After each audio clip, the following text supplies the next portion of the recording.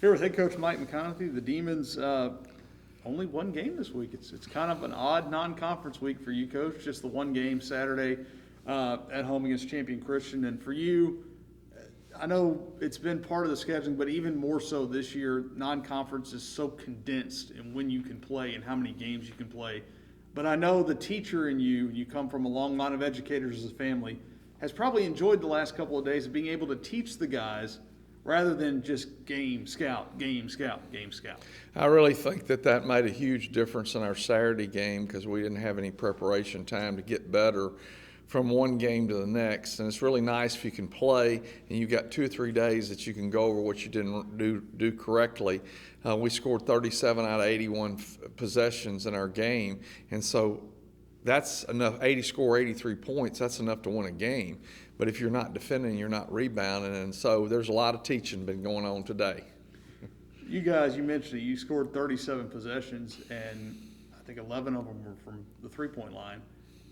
This team, early in the season, it almost seems completely backward. You're shooting better from outside the arc than you are from inside it. And I know the game is going that way where analytics has turned it into threes, layups, and dunks. Right. Good thing is you're shooting well from the outside. Tough thing is you're not shooting well from the inside, but there's room for improvement. Well, I don't think there's any doubt, and a lot of that has to do with the individual personnel and them getting in a position where they can do it. Of course, a lot of that has to do, honestly, with the size of the opponents that we're playing.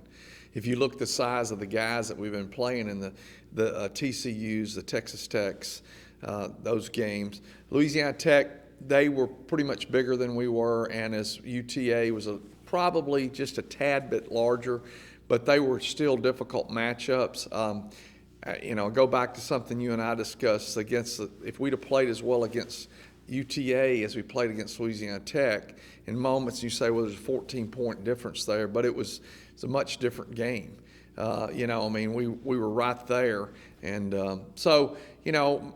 playing larger opponents, more size, those things have impact, but, we've got some larger opponents that are coming up after this Saturday. So it'll be a challenge, but I think it's something that we can work on. And I think because we are cranking our defense up, I think that's going to help us because we'll be more prepared to shoot against tougher defenses.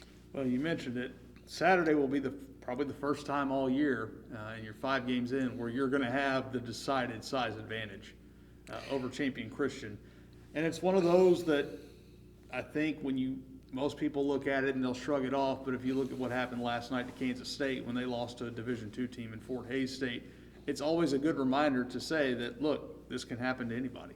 There's no doubt about it. If you go back to our ULM game, we were size-wise in pretty good shape, and then this would be a great example of what happened. Then they lost their bigger players, and our matchups got really, really bad, and we were having to play smaller, and our smaller people were against their guys that were smaller. They were bigger than us, but they were also extremely quick. And so there's a real lesson in that when you hear about those games where somebody gets upset. But, I'm not against Kansas State, but at the same time, I've been in their shoes before. Well, you've been on both sides of those. Right. You've won games where most people would say you shouldn't win, and unfortunately you've been on the other side of that too. It's a tough deal, and matchups are incredible, and it's just hard. I don't think if you don't really study the game of basketball,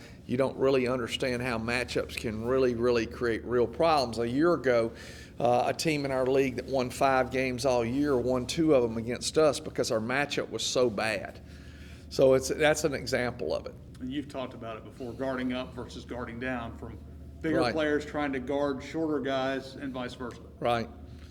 But when you look at what your team did well Saturday, again, we talked about the three-point shooting, and anytime Jairus Roberson gets going, that's going to extend the floor. But you were a little bit shorthanded because it's 2020. We'll let people read into it what they will.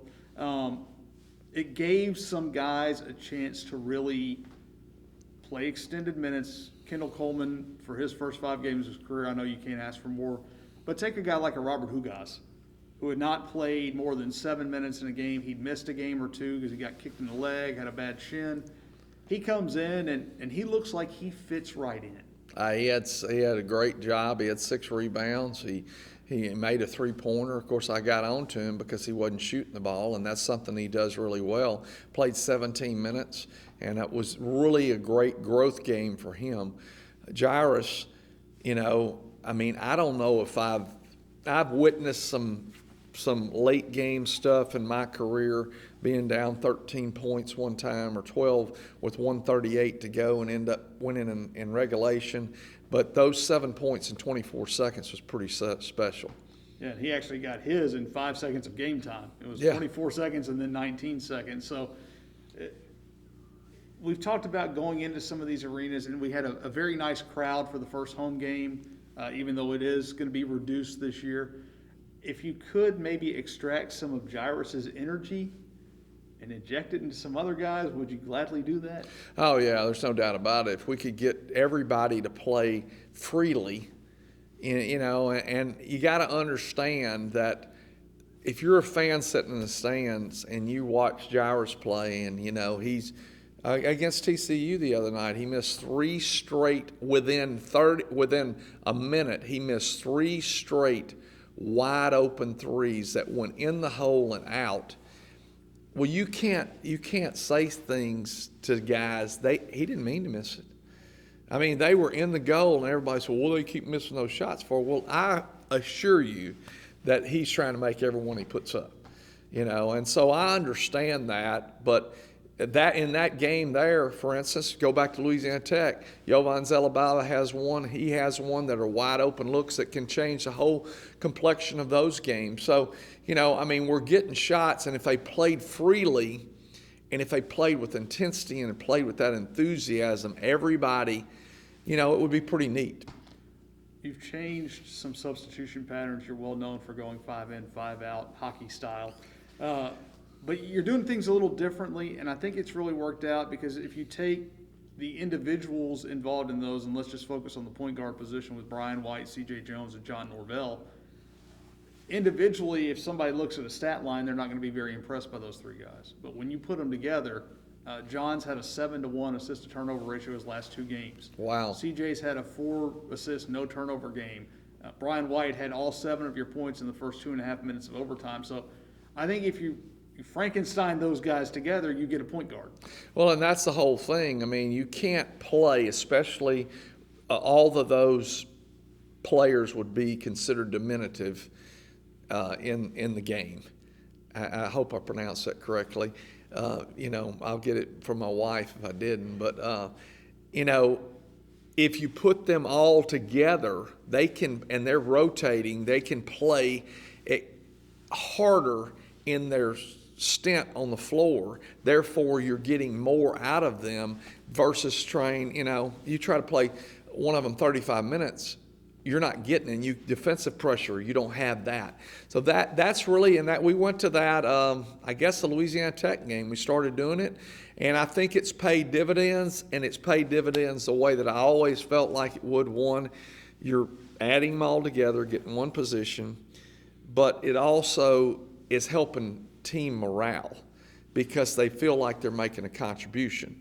And they've accepted that role extremely well, and especially in these high major games, I think that is something that's really, really important. And then we've done it with Larry and Kendall, trying to keep both of them going and fresh. We'll probably end up, when we get Dalen back, having he and Jamari going kind of like that, because I think that there, again, too many minutes. I talked to Jamari this past week and said, Jamari, I said, I want to apologize to you because you played too many minutes in this game, and I felt like it impacted your play.